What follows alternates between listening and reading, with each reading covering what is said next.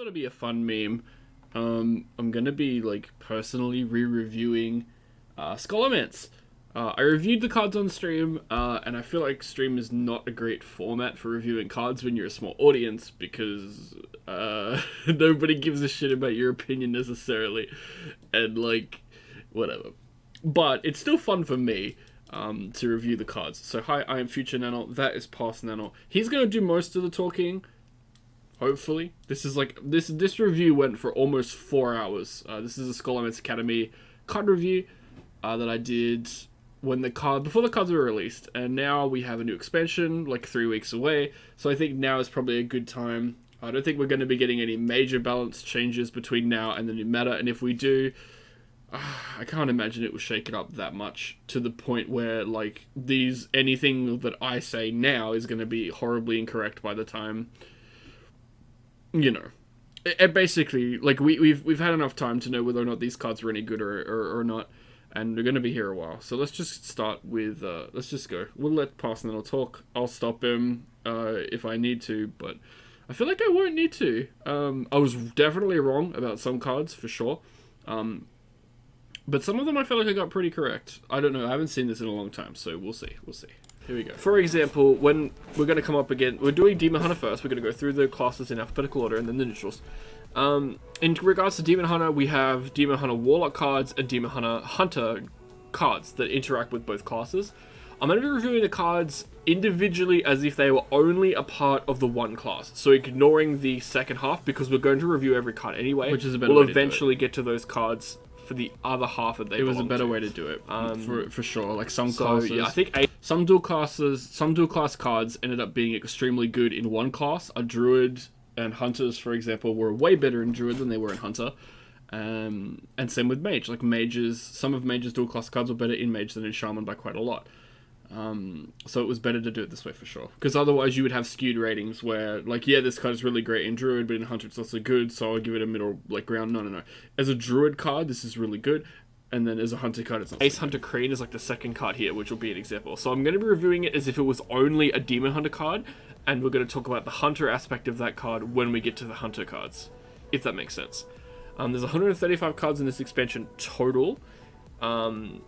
Actually, something interesting to note about this too is that Darkmoon Faire will have 35 supplemental cards middle of the set, and I feel like those will have to get their own review, and they'll be skewed a bit because those reviews will be tailored, right? Because the meta will already be out and current cards will already exist, so it'll be a sort of different. Well, firstly, because the card pool is going to be much smaller, and it's just going to be less in general. So I feel like those reviews will be much more accurate. So if you want accurate reviews, I guess wait a month into an expansion, right? Anyway, bear in mind that these are going to be a bit rough, some of them at least. But I feel like this review is much more accurate than my Outland run. My Outland review is just terrible. Anyway, we're starting with a 7 mana rare spell, Cycle of Hatred. Deal 3 damage to all minions and summon a 3/3 spirit for every minion killed. So we're starting with a bit of a big spell here. My honest thought right now is that Demon Hunter still does not have the tools to go towards a control deck, and nope, and they didn't. Demon Hunter went nowhere with a control deck, and this probably wouldn't even be run at it even if it was going to a control deck. The meta was just way too fast, and a 7 mana spell that deals 3 damage to all minions just wasn't enough. Things were way crazier than that. Druid in particular was doing stuff that was just so much more degenerate than any, and you could just not answer it with a card like this. Demon Hunter had one of the better times with Druid, and largely because of their aggression, not because of their control tools. This card was garbage, and saw essentially no play whatsoever. It's that. Oh, I'm also not going to do a star rating like I did for Outland. I think it's a trap. I think star ratings are a trap, and they're a bad thing to do. But yeah, I think Cycle of Hatred isn't going to fit into any control decks. I don't see Control Demon Hunter taking off this expansion. Next expansion, or maybe next rotation cycle, I can definitely see it. But as it stands right now, I don't think they have the tools there. They're much more pushed towards an aggro mid-range direction as a class. They do have some interesting things going on, though, away from both aggro and mid-range that aren't control-focused. But again, we'll get to those when we get to those. I'm basically passing. I was basically correct. Demon Hunter still doesn't have the tools as of Scholomance. Maybe they will as of Darkmoon Faire, because the emphasis is much more on big 10 mana old gods.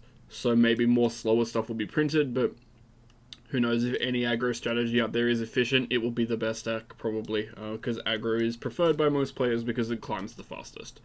Games are shorter, and that just makes it much more attractive to play than a slow controlling matchup. But yeah, and Demon Hunter doesn't look like it's going to be going in the control direction, but it does have something that's almost control adjacent, which Parsnettle picked up on quite well. Demon Hunter right now is currently tier 1, I think. I think Soulshard Demon Hunter is currently tier 1, one of the best decks in the meta, which I think I accurately predicted. I can't remember. We'll see. But yeah, Cycle of Hatred, I think, doesn't have a home right now, but could see play in a potential control deck if one was ever to arise. I think it is quite strong. I actually don't think that's true anymore. I think if a control Demon Hunter deck is ever going to exist, you can't run a 7-mana card that only deals 3 damage. Not anymore. Things are just too big at that stage of the game. It'll be great for clearing small minions, but your opponent most of the time is going to be playing bigger stuff, or they've killed you. Okay. Ace Hunter Creed is a 3-mana 2/4 legendary minion for Demon Hunter. Your other characters are immune while attacking. This existing is actually very scary in Demon Hunter. It basically means that whenever you cannot leave any minions alive against Demon Hunters. They can play Kreen on curve, and you will have to answer it, because it means the tempo swing from having immune attacking minions is really strong. It also pairs notably well with some other cards in the set. Personally, I think that this will see some play. It helps that it it says that characters are not just other minions, because it means you can go face, and Demon Hunter is a class quite well known for using its health and its face as a resource to swing into minions and take board control advantage. Again, this is good with any weapon. It's good with the hero power if you can kill like an X1. Again, we are living in a meta where there are a lot of aggressively statted minions with lower health and attack, and I know that this doesn't necessarily fit that mold, but we do have a lot of lower health totals coming out, and this just really helps sort of a mid-range Demon Hunter keep their board control and stay ahead, basically. And it's going to be great for that. It's good on curve, it's good later in the game. It's just an all-around great card that I can see fitting into aggro and mid-range alike, but it is, I think, much more at home in mid-range decks that are more focused on board control and less focused on face. Notably, though, Demon Hunter has never been a pure face class. They do have to care about trading and things like that. If you have a 1-drop and a 2-drop, you kind of just blow out your opponent really easily with this on 3, and then they have to answer it. And it's going to be really hard for them to do so if they can't stick a minion, because you're just taking favorable trades with minions that will never die when they attack, especially with your own face. It's quite good. I guess the only thing that is technically incorrect about Ace Hunter Kreen is that decks just couldn't fit him. And it was really difficult to sort of build a board early enough in the game where you would get a benefit out of Kreen. Everything is still true. Kreen is an insanely strong board control tool, and if he's not answered, you basically win the game. And I've won plenty of games in Wild with Odd Demon Hunter off the back of Ace Hunter Kreen. Again, the meta was not super minion heavy, at least not minion heavy to the point where Kreen would be any good. Most minions that saw play were fairly large in the early meta, at least. They were either gigantic minions that, from Druid's perspectives, or you saw tempo mages, which, I mean, you could kill their Sorcerer's Apprentices, but they've already gotten a shitload of value out of them and are summoning giants. And then you also had to deal with Bomb Warrior, who didn't even really play minions. They mostly just used weapons, and the minions they did have were usually giant finishers or rush minions that would get their benefit right away. So, yeah, Kreen, unfortunately, didn't see the light of day there. I haven't played too much of the post-Guardian Animals nerf meta, so this is more just a general overview of Scholomance, but I can't imagine that Kreen is doing any better now that Druid was nerfed. Next up, we have Glide. It's a 4-mana rare spell. Shuffle your hand into your deck, draw 4 cards, outcast, your opponent does the same. Now this is what I was sort of alluding to earlier, in that Demon Hunter is not just aggro mid-range support. There is some control support, obviously, but I don't think that'll go anywhere. They've also got this really weird anti-combo package coming together using None this. of them still play. Glide, notably, very controversial card on release. Basically, it's Reddit completely exploded. There's so many great things and it about was this useless. card. First of all, it's a 4-mana for draw 4 cards. It's insane. especially in aggro decks where, I mean, I hypothesized well back before Outland was even out that the best of Demon Hunter is just going to be dropping everything from your hand and then just top decking every turn and playing your outcast cards. True. This helps you insanely well with that, even if you don't outcast this. It will, in most situations, be 4 mana, draw 4, or 4 mana, draw 3. Again, I kind of like that Demon Hunter's being pushed in this anti-combo direction, because combo decks, in my opinion, are some of the least fun decks to play in Hearthstone to play against, because they're kind of uninteractive and you just lose. It's true, but I like playing them. But this really, really helps Demon Hunter in against control matchups. If your opponent has 9 cards in hand and you have 1, you just blew them out. They lost 5 cards for basically nothing, and you got some card advantage out of it. This is really good even without the outcast effect, I think. You don't have to be forcing your opponent down to 4 cards to make this valuable. Like, 4 mana draw 4 is nuts. Sprint did see some play every now and then. Admittedly, it does conflict a little bit with Demon Hunter's draw already, because Skull of Gul'dan is just such an efficient draw card. But I think that maybe Glide will replace it if they want to lower their curve a bit and focus a bit more on aggro. I guess there's an important thing that I missed when evaluating this card in its strength against control decks, and that's that aggro is also really just good in general against control decks right now. Demon Hunter's aggressive prowess is overwhelmingly strong, especially with things like Marrow Slicer and Soulshard Lapidary printed in this set. You just didn't need to use Glide to beat combo decks because you just killed them. They were dead well before it was relevant. And Skull of Gul'dan is just a better draw spell. Like, this isn't even better on curve, even though it's 2 mana less, because Skull of Gul'dan is worth -3 mana still. This is worse on tempo.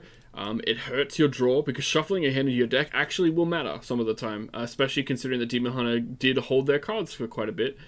They weren't always just dumping their hand and playing aggro. They played more of a mid-range strategy with their Soul Shard stuff.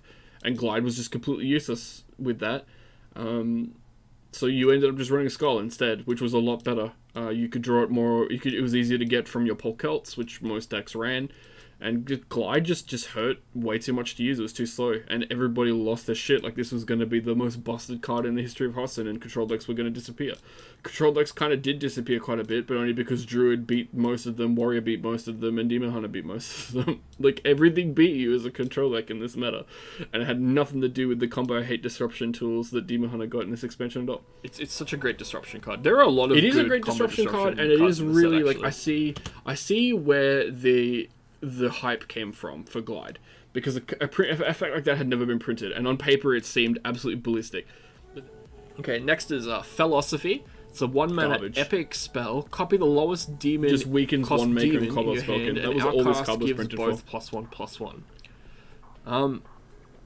We always sort of have epic cards like this, where, you know, they fit a very specific sort of archetype that doesn't really have that much support, and I feel like this is definitely the case here. Demon tribal decks in Demon Hunter don't really work that much just yet. Not at all. And even if you're just using this for the value, quote unquote, to copy a demon, even if it's a big demon, I still feel like it's not that worth it. It seems much more like a Warlock card to me. I don't think this has enough use. There are no combo piece demons that you want to copy like you would with like a Sorcerer's Apprentice, for example. True. And getting like another copy of a demon you already own is probably not worth running this card in your deck yet. The most telling thing about Philosophy is that a card like this would have been insane in Old Zoo, right? Think about how, and Warlock doesn't even have the problem of all outcast cards where it competes, and you want to be like, not this stays in your hand because you need to wait for a demon to copy, and then it will give but then you need it to be outcasted, and then it competes with the other outcast cards, and you want things like Skull to be outcasted because it's way more impactful than Philosophy is. You don't even have any targets for this. And that's just and then Warlock, you don't even have half those problems. You don't have to worry about Outcast because, well, who cares about Outcast in Warlock? You only have one Outcast card, and it's Philosophy. And it didn't see play, and Zoo was trash. So that's all you need to know about that card. Really great card. No, it's aggressively it's statted, and at its card advantage, it may as well just say draw a card, essentially, because you're removing the best card from your opponent's hand. And even better than that, you're potentially removing some of their best removal or what they were going to do for their next turn play. So against tempo decks, this is quite good. Against control decks, this is good. And it's also aggressively statted, so it actually fits well into current aggressive like 2 drops archetypes. And I think that she'll find homes there every now and then. We were in a control and combo meta. We had things like Guardian Druid that was ruining ladder and completely destroying things. And Delina seems like the kind of card that would be great against a deck like that, because you can hit their ramps to slow them down. You can hit their guardian animals so they can't summon things. But Stelina was just terrible. She's poorly statted. You have to outcast her to get her effect, and her effect really just wasn't that impactful. So she saw no play. I think she was actually the least played legendary in the entire set. Okay, Mage Hunter is a 3-mana rare minion, 2/3 with Rush. When this attacks a minion, silence. This thing cannot target. It can't target anything. It has to kill taunts first. You can't target something that if something's protected by a taunt minion, you have to remove the taunt minion first. I think honestly the real question comes down to whether you want a more tempo-based silence effect with weaknesses, or if you want to run a draw-based silence effect that can target anything. I mean, they're both good at different things. This notably absolutely what is this better than the other one with? Van Cleef The might other come one down is on 3, cheaper, he might be it an potentially 8, draws and you he's a not. card. If he has no protection, he just gets And it murdered, can target and you have a anything. 2/1 left on the board. So it's quite this good is more against tempo, Van Cleef specifically. technically, if you don't draw a card. This might find a home, it might not. Again, Demon Hunter already has a good silence effect that they aren't necessarily running. I even so said maybe it! this just doesn't make the cut. But this is more tempo focused than resource focused, so maybe that matters more for them. Anyway, Mage Hunter is trash, and they had like, literally, I straight up said it, like, they had better plays, why did they just do those? It's just bad. Oh my god. Next is a Spirit Jailer. It's a 1-mana common minion, 1/3. It's also a demon, with a battle cry that shuffles 2 soul fragments into your deck. So Warlock and Demon Hunter both get this new mechanic, kind of like the Librams from last expansion. Soul fragments are 0-mana spells that restore 2 health and cast when drawn. And you also have other effects that you get off of those. We'll see more of those as we come along. This is just a well-statted minion. Like a 1-mana 1/3, yep. You would run this. If you're in the Soul Fragments deck, which I'm looking to build, I've already got a Theory Crafter Demon Hunter Soul Fragments build up. You probably run this in every Soul Fragment deck. It's just well-statted and very efficient. I mean, it's the Aldor Attendant equivalent for Libram Paladin. Whether or not Soul Fragments get there is another question, and if they will need more support. As it stands right now, I'm interested to try them out, and I wonder where they'll go. Again, this just seems evergreen, and you'll probably run this in every single Soul Fragment deck. And I think we'll talk about Soul Fragments more generally as we get through more of the package. Because the next card is also a Soul Fragment card for Demon Hunter. It's Marrow Slicer. It is a 4-mana 4/2 that shuffles 2 Soul Fragments into your deck. Best Demon Hunter card in the set. I think the question right now becomes, do you run all of these Soul Fragment generators and Soul Fragment payoff cards in the same deck like you do with Libram Paladin? In my mind, the answer in Demon Hunter is yes, because most of them are quite aggressively statted, and they fit more of a mid-range build, which is kind of where I've put them myself, including cards like Ace Hunter Kreen and things like that. My honest thoughts about this is that it's actually a better version of a True Silver Champion. True Silver Champion has it heals for 4, 2 for each attack, and it's the same stat line. The difference with True Silver Champion is it's less good on curve because you might not have taken damage and you're missing out on that heal. The delayed heal from the Marrow Slicer sort of helps you out quite a lot, and you can also turn those soul fragments into other resources, which I actually think is much more powerful. The resources you can get from soul fragments are way better than 2 health. Most of the time, they're almost always better than 2 health, especially in Demon Hunter. You get a fucking Dust Breaker for one of the soul fragments. Marrow Slicer, as I said, best Demon Hunter card in the set. And Soul Fragments ended up being so good that Soul Fragment Demon Hunter is now tier 1 after recent nerfs. I think they were even tier 1 before everything was nerfed, before the Mage nerfs, before the Druid nerfs. They were approaching the best deck in the game, competing with Bomb Warrior, which was quite a powerful deck. Yeah, the Soul Fragment stuff is really good, and you obviously ran all of them in Demon Hunter because they were all really great cards. Lapidary. Now, this is the first of the payoff Soul Fragment cards we see for Demon Hunter. Probably the second best Demon Hunter card. It's a 5-mana 5/5 with a battle cry to destroy a Soul Fragment in your deck to give your hero +5 attack this turn. Just nutty. This is quite a strong payoff, and it helps towards probably the biggest concern I had with Soul Fragments. Suffer a little bit from lack of a win condition, but this sort of pushes you towards it. If you use this plus the Marrow Slicer, is that what it's called? Yeah, the Marrow Slicer together, that's 9 potential face damage. That's a 10th almost of your opponent's health. That's a lot of health to clear through with one attack. So my concerns for like how you win with this deck alleviate slightly less with this existing in the format. Notably, though, it is a lot worse than Cumulo Maximus, which is the same stat line and essentially the same effect. Cumulus Maximus, Cumulus Maximus could deal If it was 5 in any damage other to class, any it would be target if you were overloaded, and that did not see any play. because Shaman sucks. I think the thing with Lapidary here, though, is that it has the hidden sort of upside of synergizing with weapons, which you are probably going to run in this list because you have... Yep, they run 4 weapons, they run Lifesteal Weapon, and they run Marrow Slicer, and that's enough. Marrow Slicer anyway. This works really well with the Eldrazi Warblades, which are the 2/3 lifesteal weapon, that also help you with some sustain later in the game. And I do think you run this as a mid-range deck, and you probably do run Eldrazi Warblades and Marrow Slicer. And even if those are your only weapons, this is great. This also is good without weapons. So yeah, I think again these Soul Fragment cards live and die together, and this is probably one of the better ones. They're all really good. All right. Next on the list is the Shard. You know, I said that Marrow Slicer and Social Lapidary are the two best Demon Hunter cards in the set. I can take it back. Shard Shadow Mystic is actually the best Demon Hunter card of the set by far. 3-mana Dustbreaker is stupid. Genuinely stupid. I mean, it made Mag Therodon see play, for fuck's sake. And Mag Therodon is now included as a tier 1 in a tier 1 deck, and is a card that is genuinely played in a tier 1 deck. Not always, but often enough that I would consider that card to be insane. It's a really powerful combo. Shadow Mystic, it's a 3-mana 3/2 rare minion. Battlecry, destroy a soul fragment in your deck to deal 3 damage to all other minions. This is a 3-mana 3/2 Dustbreaker, essentially. Yep. The soul fragment payoff might be a little harder to get through at turn 3. But if you do get there, this is really efficient and really strong. Notably about Dustbreaker was, again, the condition was not hard to meet. Having a dragon in your hand is not that hard, especially with a lot of dragons in the format, which they did at the time. The question I guess I have about Shard Shadow Mystic is there enough critical mass of Soul Fragment generators to be worth having this 3-mana 3/2 in your deck that clears the board? This is still fine in the late game too. It doesn't have to necessarily be on 3 mana. I think this is fine. Notably though, it does damage friendly minions, and if you're playing a mid-range deck and you need board control, this does hurt you slightly there. You also have Soul Shear, deal 3 damage to a minion, shuffle 2 fragments in your deck. Again, removes a problem minion, and then shuffle soul fragments in your deck. It fits perfectly into that deck, and again, helps you with that mid-range play. There's also, it has 3 damage to a minion is a good breakpoint on 2 mana. You hit things like Battle Fiend. Yep. You hit things like Astromancer Solarian, which is really common on 1/3 for Hunter. Yep. That can allow 2 power attack minions. So there's a lot of great targets for this early in the game. Again, all these Soul Shard cards live and die together, and the Demon Hunter ones particularly are quite good. It's a 7-mana legendary minion, 5/5 for each Soul Fragment in your deck. Summon a 3/3 Soul with Rush. So this is the really big payoff card for these Soul Fragment decks, and I think it's insane.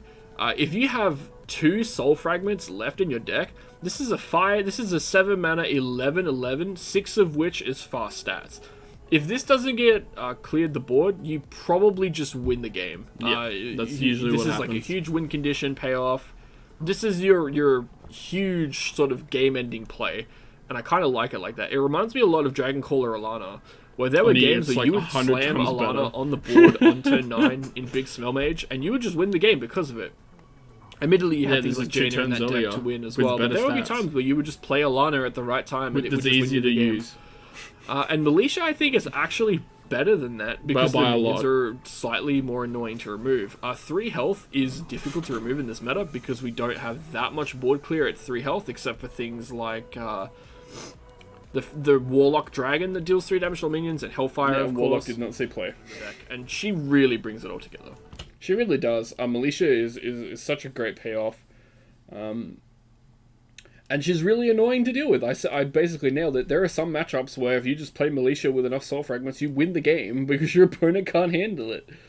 Even if they manage to clear off the fragments, like the loss of board control they'll suffer if you have 3, 4, 5 shards in deck is insane. And even if they do manage to clear off the 3/3s, you still have a 5/5 on the board, which could be a threatening minion. You know, like. Militia is such a good minion post Druid meta. It's just such a great way to finish off the Soul Fragment Demon Hunter deck, and was such a elegantly designed card. Like Blizzard really nailed it with the Demon Hunter Soul Fragment stuff. Because it didn't feel Ancient busted, Void Hound really is a strong. 9-mana epic demon. It's a 10/10. At the end of your turn, you steal 1 attack and health from all enemy minions. I'm excited whenever they print big demons for Demon Hunter because it really pushes towards this big demon idea that Demon Hunter sort of has this... There's this class fantasy of that already in the game with things like Pick Commander and a couple of other ways to cheat demons out. But I still don't think we're there yet. We're not at the critical mass of big demons where that deck comes together. Even though this seems like a perfect fit for that deck, I don't think this is what brings that package together even now. Again, that control shell is there and is starting to get there, but the support still isn't quite perfect, even if we have overstatted 9-drop minions that have a consistent effect always. This is just going to get removed in most cases and is too slow to play on turn 9 by itself. You're only playing this if you cheat this out with like a Pick Commander which can protect it with Taunt, or if you get it some other way from your hand for cheap. But yeah, that's just how I see this card. I mean, a 9-mana 10/10 is a really good stat line, especially with this effect, but I don't see it getting anywhere. It's just, I think, a bit too slow. Even though this does have an immediate onboard effect, it's not major enough and it will likely get removed. But there are probably games where you just can't answer this and you get blown out. I have not had this thing be played against me a single time and have it be threatening at all. It might make my board a bit smaller or kill certain minions, but it turns out that a 9-mana 10/10 that steals one stat from each minion is just completely pointless because it can be killed with one 2-mana removal spell. Or a Zephyrus. Okay, True Aim Crescent is a 1-mana 1/4 weapon. After your hero attacks a minion, your minions attack it too. So at first I thought this card was trash, and I didn't really see a place for it. I'm like, okay, so you're just gonna let your minions die, killing. It seems really good. I make a good case for it, but this card is trash. Either you just like, what is this used for? But then I started to think this is a 1-mana 1/4 weapon in Demon Hunter. That's really, really potent when you consider that Demon Hunter has payoffs for attacking, and you don't actually have to use this for the effect that it has. You can just use this as a 1-mana 1/4 weapon. True.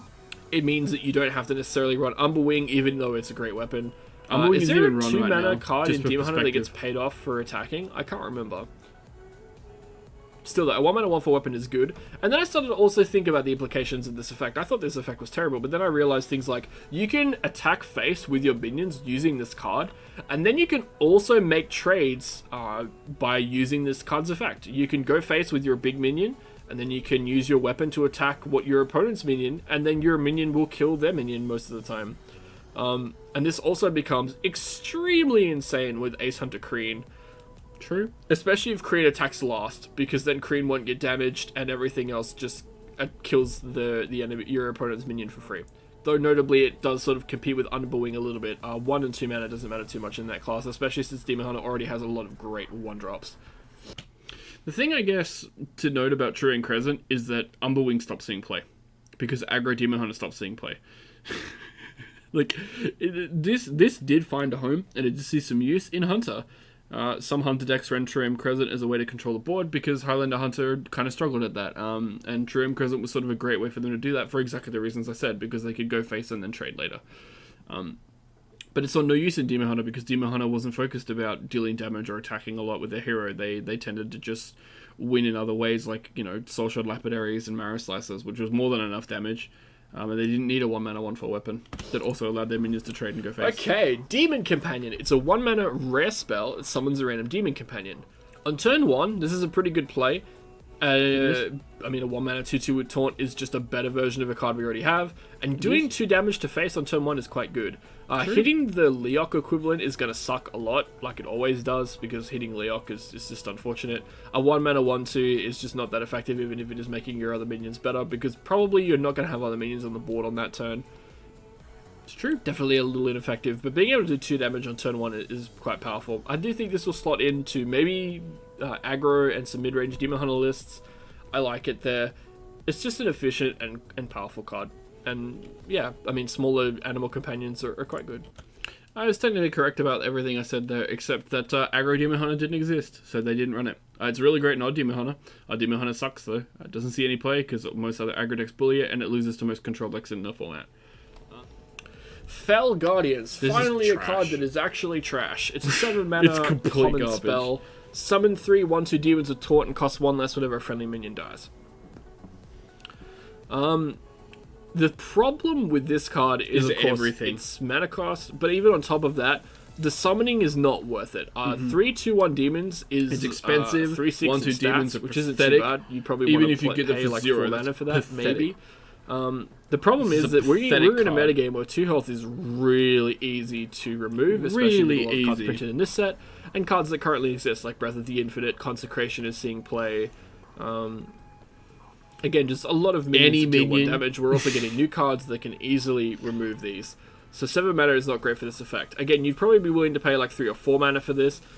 But to get there, that's a lot of work. And the weakest card in the set, almost. I think there's a couple of cards that are just a little slightly worse than this.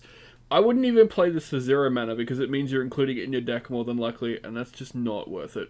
Probably like the 3rd or 4th worst card in the set. Just garbage. Double Jump. It's a 1 mana common spell. Draw an Outcast card from your deck. This is really, really nice. The only thing about this card that I don't like is that it actually is a bit competing, because your Demon Hunter right now is running a lot of specific Outcast cards in their mid-range and aggressive decks, and this can just be 1 mana draw 1/1 that draws you a card, and that's not very effective.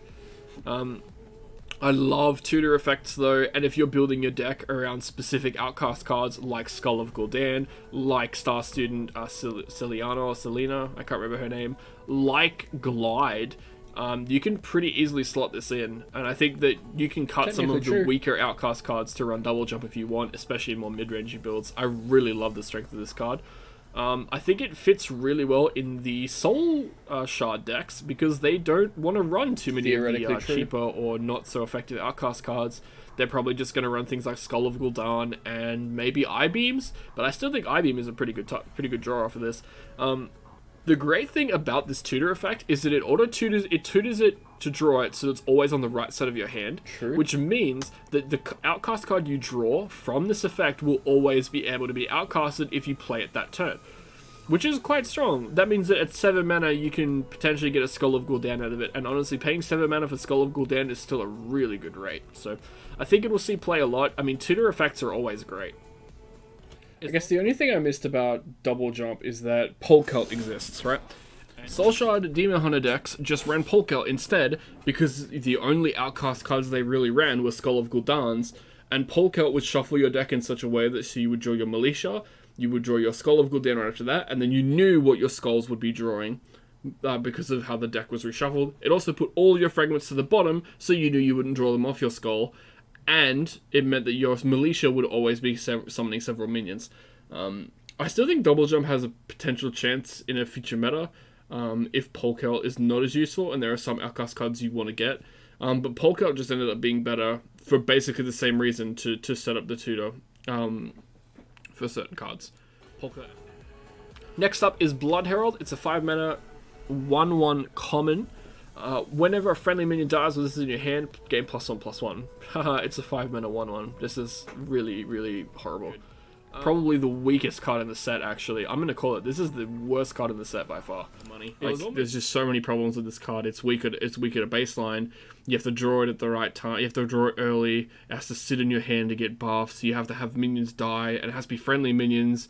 And even if you do manage to meet all the conditions to play this card, where it's still good tempo-wise, your opponent can just remove it with 1 card really easily, because we were in a meta where removal was really common, and still is. Like, this card is just complete garbage. Man, this is a shock. Upset. 5 mana 5/5. Death Rattle to add 2 skeletons to your hand. It's just been power creep to hell.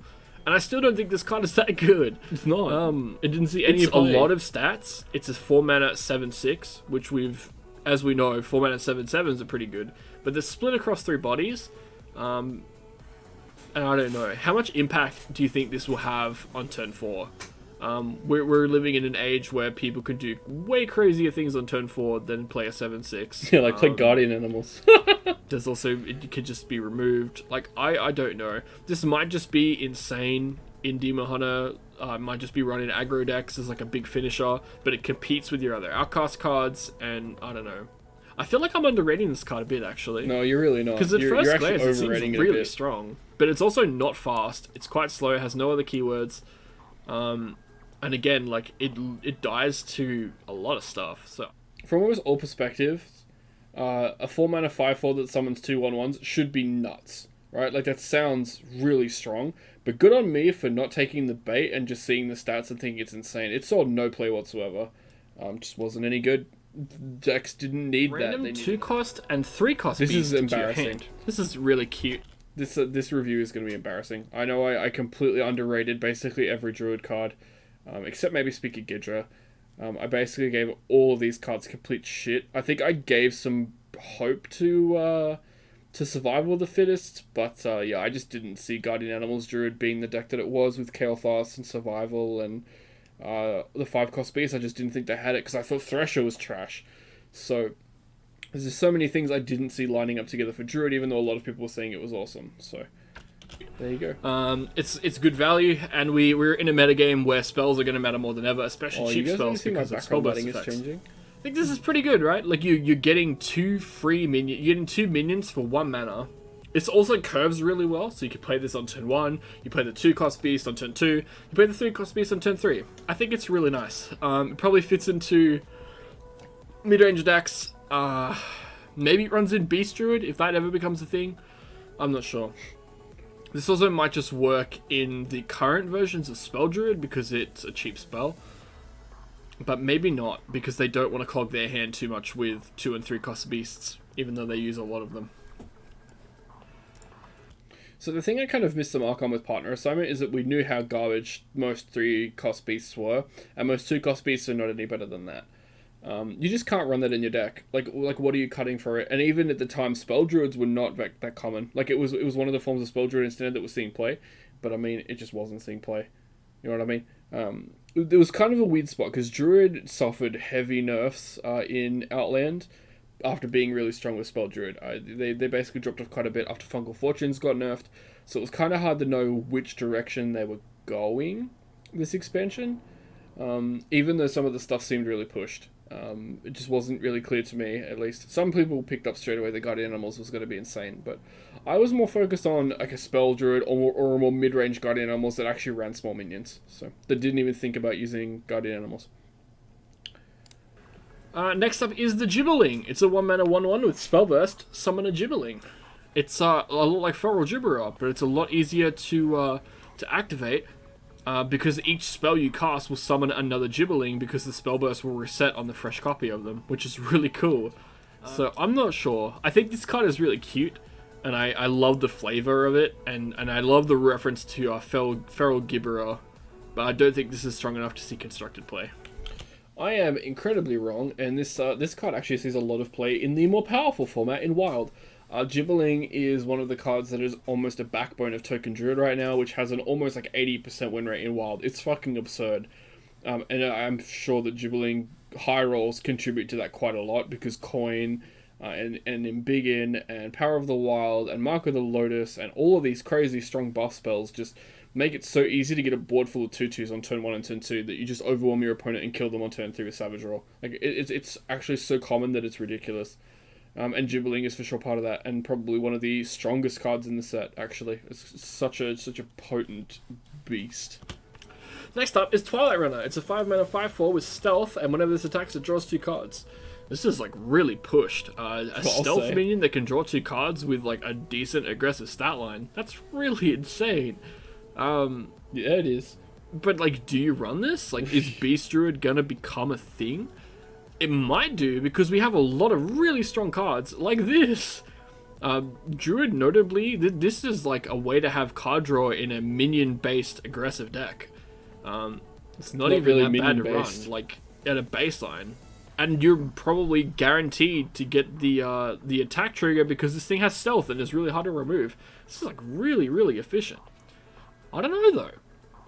I think it's hard to say whether or not this will see play, because I don't know if a deck out there supports it, because I don't think it slots into any current existing Druid archetypes.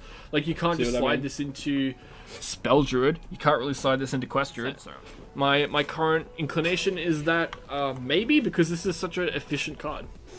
But I'm not entirely sure yet. Twilight Runner is for sure one of the reasons why Guardian Animals took off so much, because it was probably the best thing you could get off of Guardian Animals, because it just gave you such a big refill, even if you drew other beasts for your other Guardian Animals. It and Thresher are so insane, and I'm kind of shocked I didn't pick up on Guardian Animals at any point during the Druid discussion, because I just didn't foresee a deck where Guardian Animals was actually going to be good. which kind of surprises me now looking back, because I saw the power of Twilight Runner, and I'm just shocked it didn't put it together. Teacher's Pet is a 5-mana 4/5 with Taunt and Death Rattle that summons a random 3-cost beast. So we know a lot of 3-cost beasts because Druid tends to summon a lot of them anywhere through exotic mounts that it plays in Spell Druid. Yep. A lot of them are quite bad. This does summon any random 3-cost beast though. It's a good value. Maybe it'll be run in that Beast Druid deck that I've been talking about that I don't know if it'll exist yet. This is also a really cute artwork. I love the artwork on this card. You had like a little owl in the cage. Also, I like the Pan 3-cost Teacher's beast. Pet, but it's like a moose. It's just. I don't know. I just don't know if we can reasonably play a 5-mana 4/5 in this metagame, in Druid anyway. How about a 5-mana 8/9 with Rush that also comes with a 9/8 with Stealth that draws 2 cards? We'll see. It might be a later expansion thing. Again, I don't really play that much Druid, so who knows. I played a lot of Druid this expansion. Next up is Guardian Animals. It's a 7-mana epic spell. Summon 2 beasts that cost 5 or less from your deck, and you give them Rush. Oh lord. There are a lot of 5-cost beasts in this set and in the metagame right now. And honestly, hitting 2 5-cost beasts isn't going to be that bad to get with this effect. But you do have to build your deck around this. And while there are some good pools, like that Stealth 5-mana 5/4 we just looked at, like the Teacher's Pet, it's not that bad to pull from this. I just think that maybe there's just not a lot. I don't know. This just doesn't seem to fit into, like, do you run this in the theoretical Beast Druid? Yes, you do. This made Beast Druid and instead turned it into a brand new deck called Guardian Druid. This card was so insane that it got Kael'thas and itself nerfed. It was so strong. Turns out that summoning 2 5-cost beasts from your deck and giving them Rush was well worth building your deck around. So much so, in fact, that the deck literally was just cheap spells, ramp, this, beasts, Kael'thas, Gidra, and like big spells to buff. And cheat with Kael'thas, this included. It was insane. And I think it still is really good. It's just that it's not as good now because of other strong cards in the metagame. And this got me to play Druid. This card was so powerful, so insane, and so much fun that I actually played a fair amount of Druid and got my first legend playing Guardian Druid. This deck was nuts, and I loved it to actual pieces. I don't think so, because if you're going to be running a Beast Druid, you probably want to run cheaper beasts along the curve. You can kind of see, though, how my sort of my idea of, hey, this is how current meta is, and this card does not fit current meta, so therefore not good, right?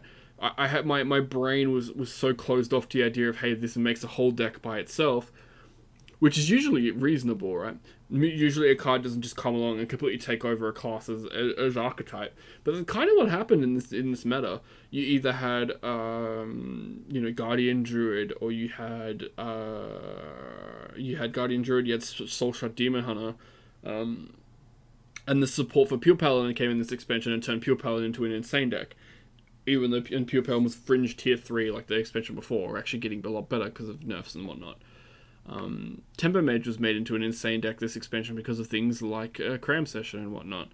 But a lot of the best decks, in fact the 2 best decks for the format, were both decks that were new in this expansion. So I guess it's something to keep in mind when evaluating cards of the future, is don't dismiss them because they don't currently fit into existing archetypes, because they might make new archetypes themselves. And Guardian Animals is a card that is so insanely powerful that I am shocked that I didn't just see this spawning a deck on its own. Like, I acknowledge the power of the card.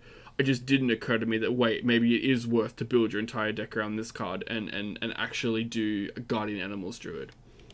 I just didn't see how to build it. When you want to use things like the Druid Legendary that buffs your beasts, Guardian Animals I don't think has much chance right now. If more 5-cost beasts get printed and there's some kind of combo you can do with them, this would be pretty good. This is good value if you can hit the right things, but I think with the way that you have to build your deck, I don't think that will see any sort of play whatsoever. Boy, was I wrong. Boy, oh boy, was I wrong. Survival of the Fittest. It's a 10-mana epic spell. Give +4/+4 to all minions in your hand, deck, and battlefield. Wow, that's a big effect, but oh geez, that is a steep mana cost. When this card was revealed, Kael'thas still made spells cost 0 if you played 3 in a turn, by the way. I'm pretty sure, at least. So, you know, I don't know how. Like, I even didn't see it. ramping to this 10-mana card is probably not worth it on, like, turn 7 or turn 6. How about turn 4? It's really strong, and you're probably going to win the game if you can get it off, but you need to cheat this out for it to be any good. And then maybe you win the game just on that, but I don't know. Usually you did. 10 mana is just, it's 10 mana do nothing. Even if you do... I would love to see the statistics on Survival of the Fittest played win rate. It's gotta be absurdly high. Gotta be. I should cheat this out. I think the best way you're going to get this to play is if you play it with exactly Kael'thas, because then with Kael'thas you're also doing things with other spells, so you're not just playing this 10 mana card for nothing. Druid had so many 0-cost spells and ramp and just so many advantages and Lightning Bloom. I am shocked that I didn't see this coming together somehow. But if you did cheat it out, maybe this card will be ubiquitous and it'll be so easy to cheat out and so powerful when you do cheat it out that it'll just make a deck all on its own where all you do is play minions and you buff things. But I don't know. I think you need specifically a Kael'thas combo to make this work. You also need a lot of minions to make this work, which I feel like doesn't really help combo decks that much, because combo decks need draw, they need ways to not die. I guess this is another thing that I didn't really see, and that's that Guardian Druid actually didn't run that many minions. You ran 6 beasts or 5 beasts, depending, a couple broomsticks, a Ghidra. You also ran Ysera, Kael'thas, and I think that was it. Maybe some decks ran Yzeal. I ran Yzeal at least a little bit. Yeah, it was a very interesting sort of setup. But you did not run that many minions. You did run mostly spells, but the minions you did run were so good that just buffing them by +4/+4 or +8/+8 sometimes was just so strong that you just won off of it. And I don't know if just even running run a heap of Mount buffed minions will get you there. And I don't know. There's just too many things with this card that I feel like conflict with each other and are going wrong to make this playable. But if you do manage to play this card, or if you discover it somehow and you can play it without compromising your tempo, you're probably in a really good position to win the game, as we saw from the reveal stream. Forest Warden Omu is a 6-mana legendary minion. She's a 5/4 with Spellburst, Refresher mana crystals. I'm not smart enough to figure out how broken this card is and what kind of combos you can do with this, but I'm sure there are some, and that probably means that someone will try and do some kind of combo druid with this. If you play like this and then innovate, you essentially got you paid 0 mana for this, which is kind of cool. True. But again, Forest Warden Omu is cool for combo players, so maybe that will see something. Some forms of Guardian Druid were using Omu with Malagos, and that was like the closest we got to a combo deck in this expansion. But it turns out that was not even as good as just the normal Guardian Animals package. It was actually weaker to run Omu and Malagos in your deck. But Omu, you could Omu, Germination, Malagos, and kill your opponent with it, and that's still potentially an option in Druid. So if we do see a slower control meta, maybe Malagos Druid will come back using Omu Germination combos. We'll see. It's not that difficult to do, you just have to, have the right stuff in your hand to make it happen. So who knows, maybe that's the direction Druid will take for the next expansion, since there might be an emphasis on a slower metagame. But it's kind of a bit early to tell, I think. Speaker Ghidra is Probably a my favorite 3-mana legendary minion. She's a 1/4. She has Rush and Wind Fury, and Spellburst, gain attack and health equal to the spell's cost. This is a pretty nutty card. Admittedly, playing 3 mana for this is quite good, and this is going to be effective with basically any spell. Like, if you pay 1 mana for a spell, and then you have a 2/5 with Rush and Wind Fury, that's still... I'd like to point something out before we get into my review of this card in depth. I thought the gain attack and health was temporary at the time. I didn't think she would keep the buff. I thought it would just be for that turn, she would get buffed by the spell's cost, and then she'd go back to being a 1/4, or whatever. That's genuinely what I thought this card did. I didn't realize the buff was permanent. So, think about what I'm saying, and then realize that the buffs you can get on Ghidra are permanent. Pretty good, it kills a lot of small minions. The thing holding this back for sure is the fact that you do have to play a spell with this to make it potent. 1/4 just doesn't cut it that well, even though it does have Rush and Wind Fury. Correct. You want to be buffing this, probably on the turn you play it as well, so you're probably not playing this turn 3, turn 4. No, you played it. I think the ideal turns for this is going to be around that 5 and 6 Guardian range, Animals. where you can play it and play a moderately sized spell, so you have like a 5/8 Rush Wind Fury minion to take back on the board. I think that's where the home of this is going to be. You could greed the absolute nuts out of this and play it and hope it sticks, and then play like a gigantic spell and Wind Fury your opponent to death with it. But I feel like most of the time you're just going to see this as a way to clear minions off the board using smaller spells, and it's still quite effective at that. I think it'll find a home probably in Quest Druid, actually. My personal take, this is going to be a hot take, my personal take is that Quest Druid is going to come out of the woodwork and be quite a powerful deck. From what I've heard, a lot of people who have played Quest Druid said it was good, but it's just not a meta for it. You have Bomb Warrior running around, you had Tempo Mage, and you had Soulshard Demon Hunter, all of which completely defeated Quest Druid a lot. The theory was there, like it wasn't entirely unfounded, but it certainly wasn't an insane deck like I thought. Guardian Druid, if I just said Guardian Druid, I would have been right on the money, but oh well. Running things like Speaker Gidra and a lot of the newer cards. Gidra was one of my favourite cards in the set, and part of the reason why Guardian Animals Druid was so strong, because even if you didn't use her spell burst, she got buffed incidentally through Survival of the Fittest. And she was usually just such a difficult minion for some decks to remove that you just won the game off of the back of Gidra. And some games you would even just be a like greedy asshole, play the Gidra on turn 3 and then turn 4 like Overgrowth, and she would be insane. And that was enough to win sometimes. Gidra probably one of the strongest backbones of Guardian Druid, and probably one of my favorite legendaries of the set. Baseline, it's 6 mana for 8/8 worth of stats, with both Treant synergy and potential Totem synergy. But you can pay an extra 2 mana delayed and give them Rush to sort of help you come back on the board, which I think is really, really cool. However, I couldn't seem to fit this into any Druid builds that I tried to do with it. It is a nice big spell for the cards that care about big spells, and there are a few of them in the set and in the format. So it might matter for that, but I don't know. I just couldn't find a spot for this in Druid as of right now. Maybe trash. If there's more of a Treant theme going on, or if they push Treants more, this will see some play there. But as it stands right now, I don't think it'll see play there. Alright, Adorable Infestation is a 1 mana spell. Give a minion +1/+1, summon a 1/1 card, and add a card to your hand. I think this is really efficient for 1 mana, but the issue I have with it is that you have to have a minion on the board to buff this. The trigger for this card's activation is you have to buff a minion first. And on 1 mana, you probably aren't doing that because you don't have any minions you can play alongside this necessarily, unless you coin like a 1-drop out. But then, is that really that worth it? Maybe it's good.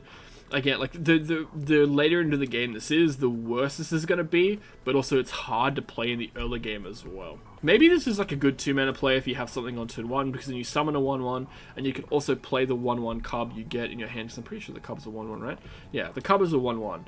So it's probably a really good 2 mana play if you can stick like a 1/3 on the board on turn 1, but what 1/3s do you have in Druid? Maybe you play the 2/2 Blazing Battle Mage as more of like a token sort of Druid deck, and maybe this fits in there, but I don't know. Token Druid seems mostly going to stick with the spell sort of package with things like Mount Cellar and Glowfly Swarm and Ysera. It turns out that Adorable Infestation was part of the reason why Gibbling was so busted. Like, Gibbling coin Adorable Infestation is a 2/2, a 1/1, and another 1/1. It puts a 1/1 in your hand.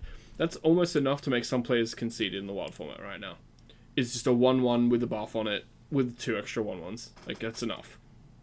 If you Lightning Bloom, you get another 1/1, and then if you Power of the Wild, you get another 1/1, and then you're buffed everything. And like, Adorable Infestation is really good in that deck. In Standard, it didn't make much of an impact, and I think the main reason for that was just because there was no need to run it. I think Pathfinder is right in that it just didn't have a home that fit into it, and it was cuttable in pretty much every deck that you would have potentially included it in anyway. Now this is one of my favorite cards in the set. Groundskeeper is a 4 mana rare minion, 4/5 with taunt, and a battlecry if you're holding a spell that costs 5 or more, restore 5 health.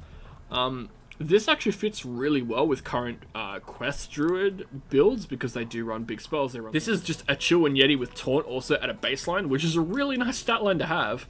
It's a shame it's not a beast, because then it would fit really well into that Beast Druid deck we keep talking about that I don't think is going to exist, but I keep bringing it up because the dream is real. I would love a Beast Druid deck. But I really like Groundskeeper. I think it is better as a Shaman card, but it will work in Druid, and I already have it in current Quest Druid builds that I have theory crafted for the expansion. Notably better than the Witchwood card. What was that called? Rotten Apple Balm, because the heal is faster and targeted, so you can actually heal minions with this, which will come up from time to time and probably be better. But also rip Yeti. Not much play. I had it in my original Guardian Druid lists when I was playing before the lists were really refined down, before brooms were added. I was running 2 copies because there were enough big spells to get the heals off. It just didn't end up mattering most of the time, and it was probably one of the worst cards in the deck, and I just didn't want to admit it because I liked it so much. Theoretically an insanely good card, just one that doesn't end up seeing a lot of play, unfortunately, because Druid has better things that they're doing, and it's too fair, which is crazy to me considering how much of a power creep it is on Yeti. Anyway, we're about to go into Lightning Bloom, which is probably the most busted card in the set. Here we go. Lightning Bloom. It's a 0 mana common spell with gain 2 mana crystals this turn only. This card will break the wild format in Druid. Straight up. The wild format is going to absolutely hate this card because Innovate was run in wild quite a bit when it was 0 mana, gain 2 mana crystals. Made Malagos the Overload 2 on this card is practically irrelevant for Druids because chances are if you're going to be running this card, you're either ramping into something insane or you're probably just going to use this card to end the game the next turn. Blizzard hates wild, and you can see it with a card like this. Absolutely correct. Yeah. This card just completely breaks the format. Aviana Kun is going to come back, and it's going to be a turn earlier than it normally is. This is also just a good card in general. Like, Innovate right now is not that great of a card, but it still sees play because of the effect that it has, and this is just literally double the effect for no mana, because the Overload, I think, is irrelevant in Druid. Maybe like second best you're card never caring about the Overload because you're probably going to win the game off of this card's effect. Like, being able to ramp those extra 2 mana crystals is so helpful. In Malagos Druid, in Togwaggle Druid, in any Aviana Kun combo, like, any combo in Druid is going to run this card, and it's going to become a lot stronger because of it. So, definitely watch out for this. It's probably one of, if not, this is probably one of the top 5 best cards in the set. I'd say it's top 2 best card in the set. There's one card that's better. It turns out it did break the wild format, but not in the way I thought. It's actually run in Token Druid as a way to get extra copies of Gibberlings and just cheat out even more shit.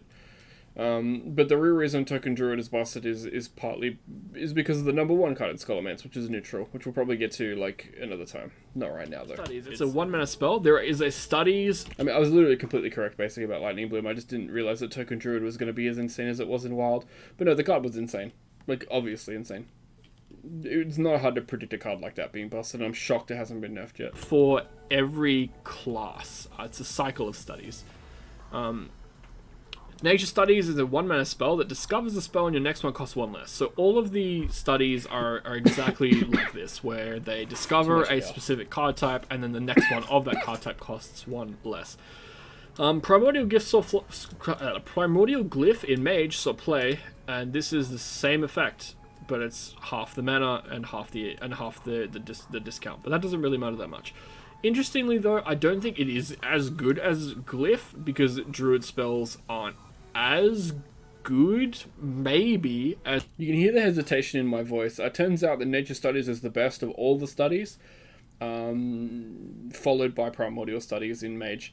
But Nature Studies was by far the best studies, and is insane. Much better than Primordial Glyph, in my opinion, because the front-loaded cost is a lot easier, and you have Kael'thas access, right? Like, the thing that made this so good was Kael'thas, exactly. And this was just a perfect fit in Guardian Druid. It basically was like you had Ramp, you had Nature Studies, and you had like Bogbeam and Ironbark. That was your deck basically.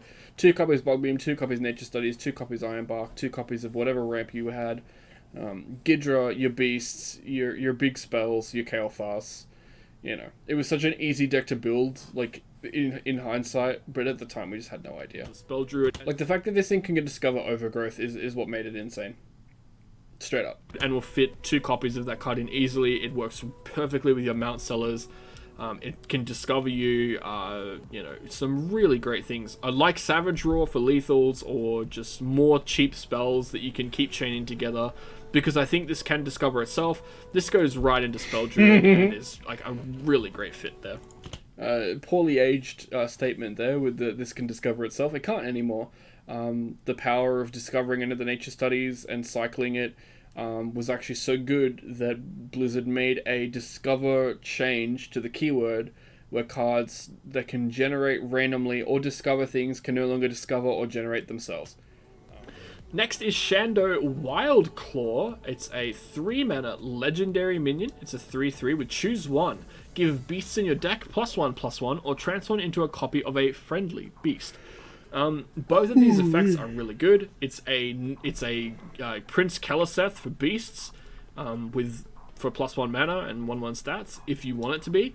Or in the late game, it can just copy a big beast you have, which will sometimes come up and sometimes be really, really effective. I think both modes of this card in Druid are quite good, and again, it fits really well into this theoretical beast route I keep pushing, which is, I think, why you would want to run cheap beasts in that deck anyway, because of Shando Wildclaw. Like, giving your beast +1/+1, like having Keleseth effect, is quite strong without the condition. You know what's better than +1/+1 without the condition? Is +4/+4 without the condition. And you don't have to run a 3-mana 3/3 in your deck to do it, that you potentially might not draw. You can instead run 2 copies of a 10-cost spell that you can cheat out by turn 4 that give you 4 times the buff. And then you don't need to run small beasts, you can run small spells and ramp to play big beasts and big spells. I just didn't see it. I just thought that Shando would be the way, and small beasts. So you notice how I completely ignore the fact that Shando has the same draw problem as Keleseth, where you have to draw it, early in the game for it to have any impact. Well, not really. Shando has a built-in failsafe, I guess, in a sense, but you want the give beast +1/+1 effect most of the time, and it still suffers from the same problem as Keleseth does, in the fact that if you don't have it by turn 2, turn 3, then you're kind of upset. But I do think that if a beast deck exists, she'll certainly be a part of it, because Keleseth is such a powerful card, and this is essentially a Keleseth for beasts. I actually don't think Keleseth would be that strong in today's meta. I could eat my words on that. That could be extremely wrong, and I think in Outland it would have been busted. But in Scholomance, I don't think that Keleseth is as strong as it could be, because there are better 2-drops in the meta now. And Keleseth doesn't see wild play anymore at all. Because there's just better stuff you can run at 2 mana. It's actually worth having 2 mana cards and not just running Keleseth. Firstly, because what if you don't draw your Keleseth? But my Druid ratings are pretty poor. Overall, I just didn't see Guardian Animals taking off, and I didn't see Survival of the Fittest being fit in that deck, and I was so much more focused on Shando being the focus of a Beast Druid deck, and it turns out the Shando isn't run in the Beast Druid deck that was made, called Guardian Druid. But obviously, I mean, you hit the nail on the head with some of the obvious ones. I mean, of course, Lightning Bloom was busted. I'm gonna end this video now, and I guess I'll just do more when I can do more. But yeah, that was my my ratings for Druid and Demon Hunter, updated and well, giving myself shit basically. We're an hour into this almost 4-hour long video, so when I come back, we will discuss Hunter and whatever's after Hunter next.